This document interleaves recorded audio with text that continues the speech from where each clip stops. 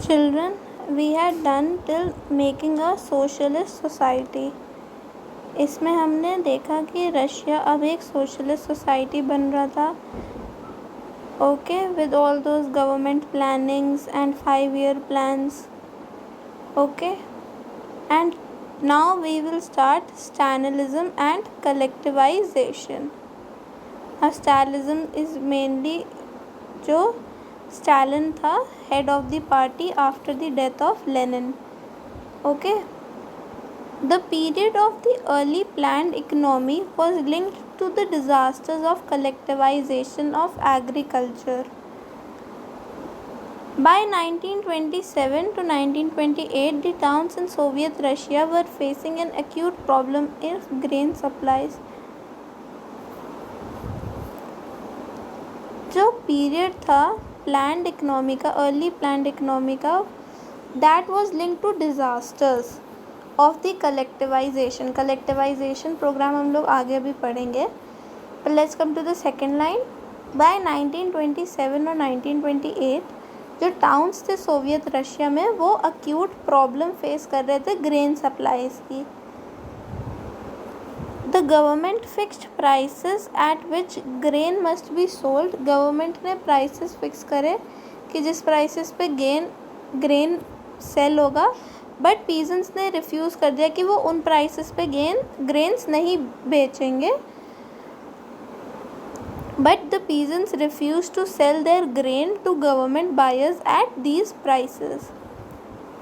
Stalin, who headed the party after the death of Lenin, introduced firm emergency measures. अब Stalin ने, जो party को head कर रहा था, उसने फर्म इमरजेंसी मेजर्स लगाए. He believe that rich peasants and traders in the countryside were holding stocks in the hope of higher prices. उसने सोचा कि जो रिच पीजेंट्स और ट्रेडर्स हैं, वो कंट्री साइड में वो स्टॉक्स को, जो फूड ग्रेन है, उसको रखे हुए हैं, होल्ड करे हुए हैं और आगे बेच नहीं रहे हैं, दे नहीं रहे हैं कि प्राइसेस और बढ़ेंगे तब बेचेंगे. तो speculation had to be stopped and supplies confiscated. अब जो वो लोग देख रहे थे उसको बंद करा गया और सप्लाईज जो उनकी थी उनको कन्फिस्केट कर लिया गया गवर्नमेंट ने. In 1928, party members toured the grain producing areas. 1928 में जो पार्टी मेंबर्स थे उन्होंने देखा जहाँ पे ग्रेन प्रोड्यूस हो रहा था, सुपरवाइज करा और इन्फोर्स करा ग्रेन कलेक्टर्स को. And raiding kulaks, the name for well to do peasants. अब जो in 1928 party members toured the grain producing area, supervising enforced grain collections and raiding kulaks, the name for well-to-do peasants. और कुल्लक्स को उन्होंने red करा क्योंकि उनके पास grain हो सकता था. As shortages continued, the decision was taken to collectivise farms. अब जैसे जैसे शॉर्टेज बढ़ती गई फूड ग्रेन की, तो डिसीजन लिया गया कि कलेक्टिवाइज फार्म्स कर दी जाएंगे. मतलब सबके फार्म्स को कलेक्ट करके एक फार्म, बड़ा सा फार्म बन जाएगा. क्योंकि एज वी नो कि फार्म्स को रीडिस्ट्रीब्यूट करा गया था according to families needs. Peasants में जो नोबिलिटी का लैंड था वो पीजेंट्स में डिस्ट्रीब्यूट कर दिया गया था.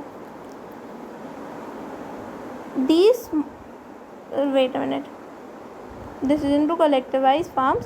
It was argued that grain shortages were partly due to the small size of the holdings. और ये आर्ग्यू करा गया कि जो ग्रेन शॉर्टेजेस हैं वो शायद स्मॉल साइज ऑफ होल्डिंग्स की वजह से भी हो सकता है. After 1917 land had been given over to peasants. हमने ये पढ़ा हुआ है. The small size peasant farms could not be modernise. अब ये स्मॉल साइज पीजेंट फार्म्स से उनको मॉडर्नाइज नहीं करा जा सकता था. To develop modern farms and run them along industrial lines with machinery, it was necessary to eliminate kulaks. Kulaks कौन थे? जो वेल टू डू पीजेंट्स थे. Take away land from peasants and establish state controlled large farms. अब अगर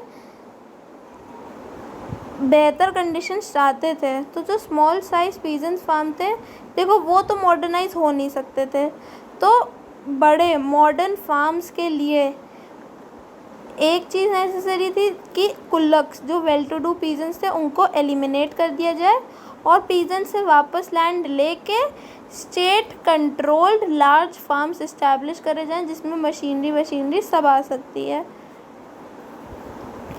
okay, if you have any doubt in this you are free to ask, you know that. Okay, what followed was Stalin's collectivization program. अब इसके बाद क्या हुआ? Stalin का collectivization program. From 1929 the party forced all peasants to cultivate in collective farms. अब party ने force करा कि सारे पीजेंट्स कल्टिवेट करें कलेक्टिव फार्म्स में, जिनको कोलखोज भी बोला जाता था. The bulk of land and implements were transferred to the ownership of collective farms. अब जो bulk of land और implementations थे वो सब ownership of collective farms को दे दिए गए थे. Peasants worked on the land and the bulk of profit was shared. Peasants काम करते थे उस land पर और उसी land का जो भी profit होता था, उस land से जो आया जाता था, उसको share करा जाता था. Enraged peasants resisted the authorities and destroyed their livestock. अब कुछ ऐसे peasants थे जो बहुत गुस्से में आ गए थे और रेजिस्ट कर रहे थे अथॉरिटी का डिसीजन, और उन्होंने अपना जो लाइफ स्टॉक था वो ही डिस्ट्रॉय कर दिया था. Between 1929 and 1939 the number of cattle fell by 1/3. मतलब 1/3 से कैटल जो लाइफ स्टॉक थी वो गिर गई थी. Those who resisted collectivization were severely punished. अब जो रेजिस्ट करते थे कलेक्टिवाइजेशन को वो बहुत सीवियरली पनिश करे जाते थे. Many were deported and exiled. Deported और एक्साइल्ड का ये मतलब है, deported means forcibly removed from one's own country, उसको कहते हैं डिपोर्ट करना, और एग्जाइल का मतलब होता है force to live away from one one's country. As they resisted collectivisation peasants argued that they were not rich and they were not against socialism.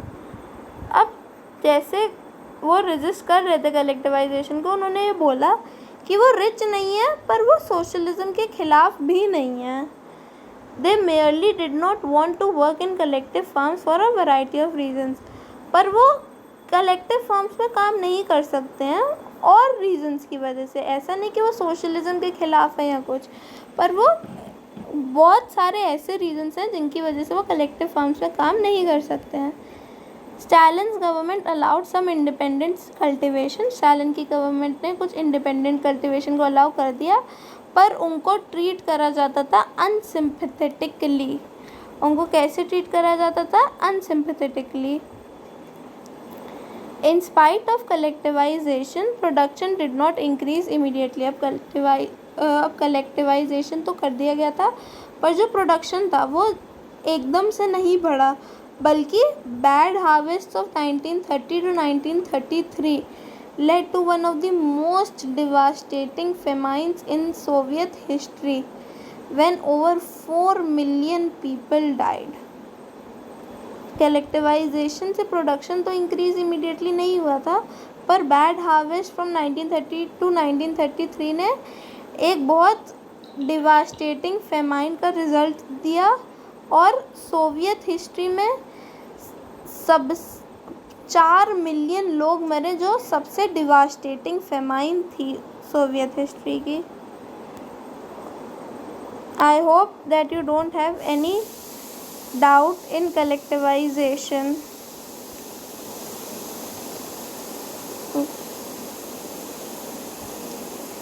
Now here is a poster during collectivization. It states, "We shall strike at the Kulak working for the decrease in cultivation." कि वो अब कुल्लक working पे strike करेंगे. And here is in figure 19 peasant women being gathered to work in large collective farms. Large collective farms में work करने के लिए they are all ready.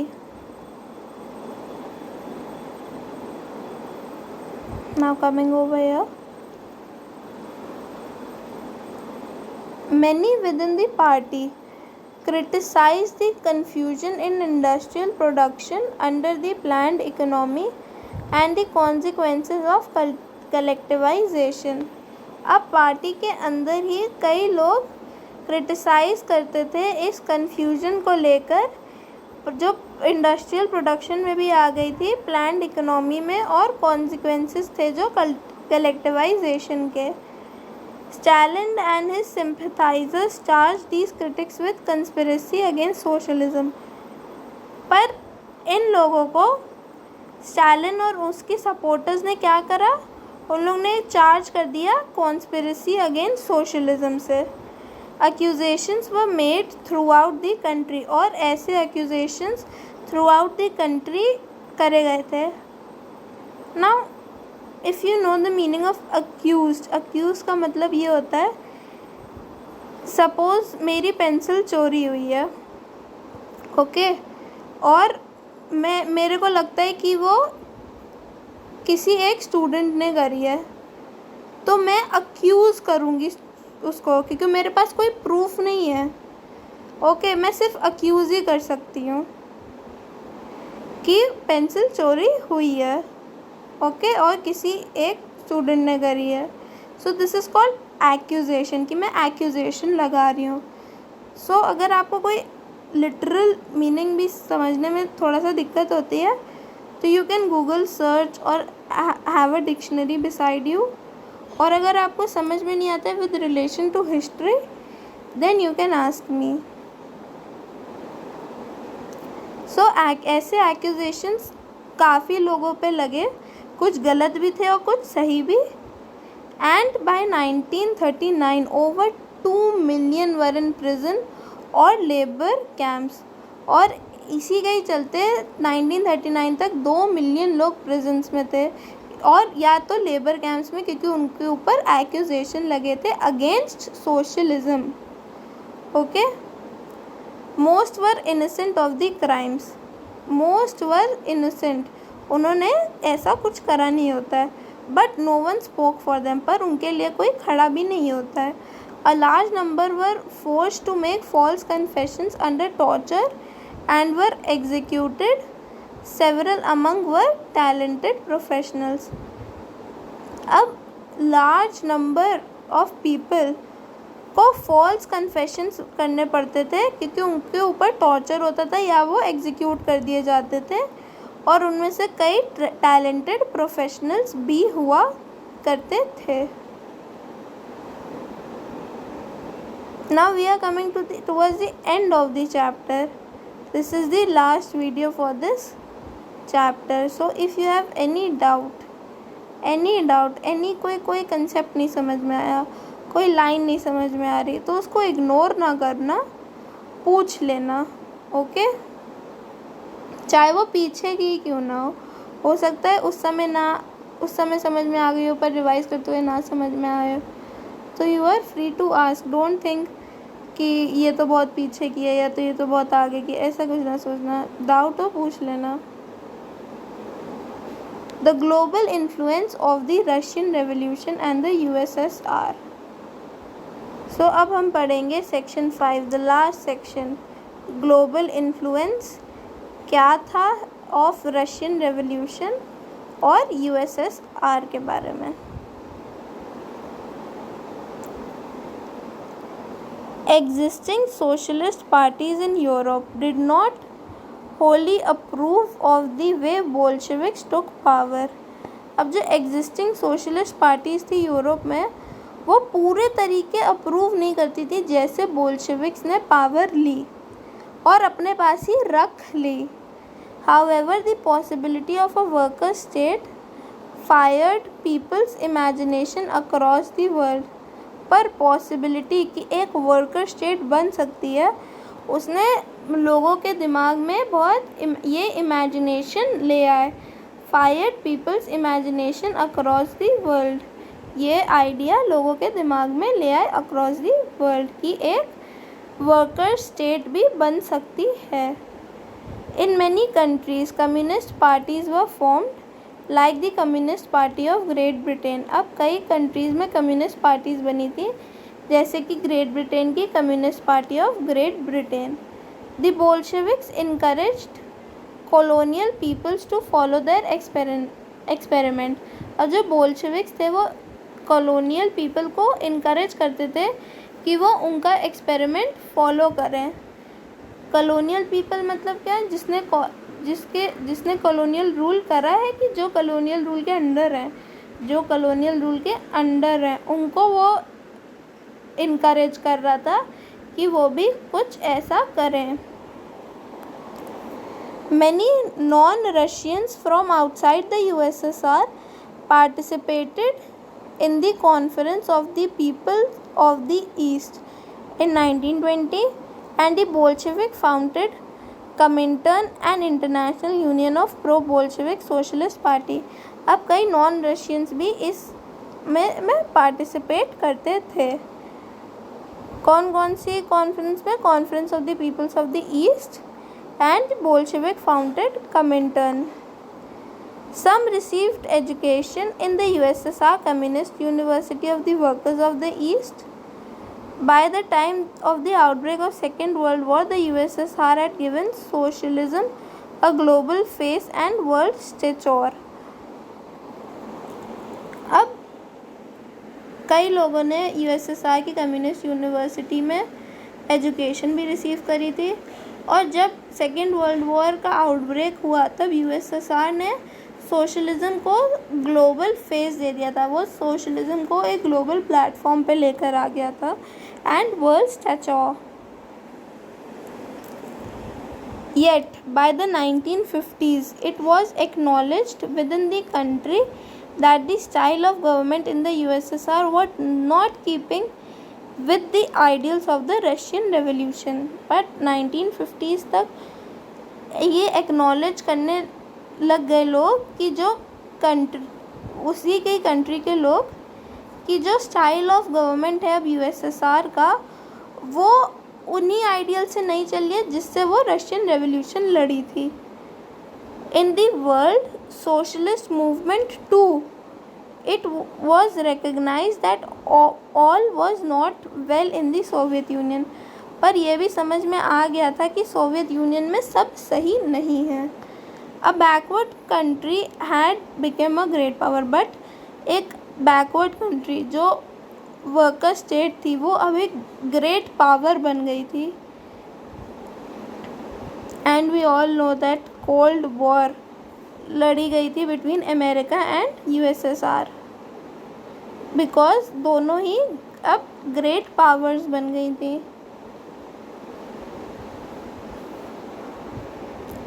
It's industries and agriculture had developed and the poor were being fed. अब उसकी industries और agriculture भी बढ़ने लग गई थी, बिकॉज देखो फर्स्ट वर्ल्ड वॉर में तो रशियन का बहुत बुरा हाल हो गया था, बट सेकेंड वर्ल्ड वॉर ने उसने क्विट कर लिया था अपने आप को और अपने इंटरनल मुद्दों पे वो फोकस करने लग गया था।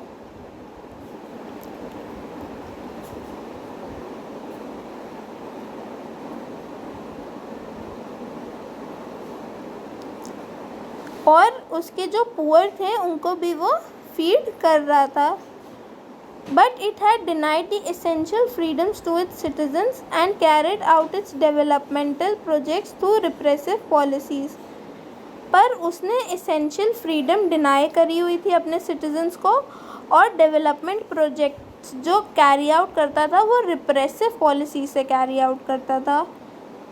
By the end of the 20th century, the international reputation of the USSR as a socialist country had declined, though it was recognized that socialist ideals still enjoyed respect among its people।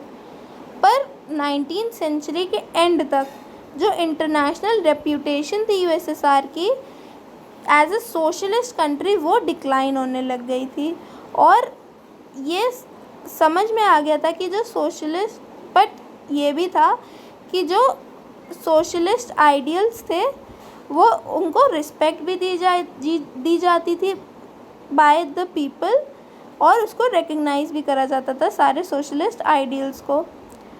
But in each country, the ideals of socialism were read through in a variety of different ways. पर socialism हर country के हिसाब से different थी.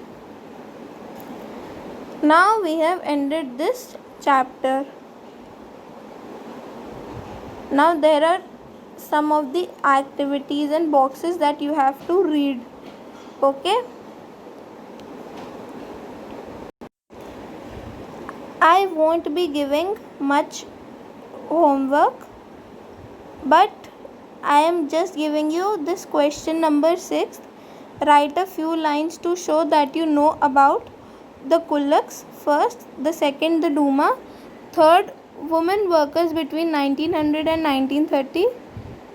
Fourth, the liberals. And fifth, Stalin's collectivization program. You don't have to write long answers, but a few lines, 1 or 2 paragraphs will be enough. Okay. अपने हिसाब से देख लेना कहाँ पे 2 लाइन से भी काम चल जा रहा है, कहाँ पे आपको 1 और 2 पैराग्राफ्स लिखना ज़रूरी है, तभी समझ में आएगा. अपने हिसाब से you have to see. Okay, but you have to revise this chapter because this chapter is very long. Okay, and very important. It can have numerous questions inside. बहुत सारे questions बन सकते हैं इस chapter से. Okay, और ऐसा भी नहीं है कि कोई section बहुत ही ज़्यादा important है या कोई section बहुत important नहीं है, ऐसा भी नहीं है. Okay, so just go through this chapter, revise it properly, and if you have any doubt, ask me. चाहे वो पहले का हो, चाहे वो अभी का हो, कुछ भी. Okay, but don't ask literal meanings that you can see from the dictionary. Okay, history से related ना समझ में आए then you can ask me.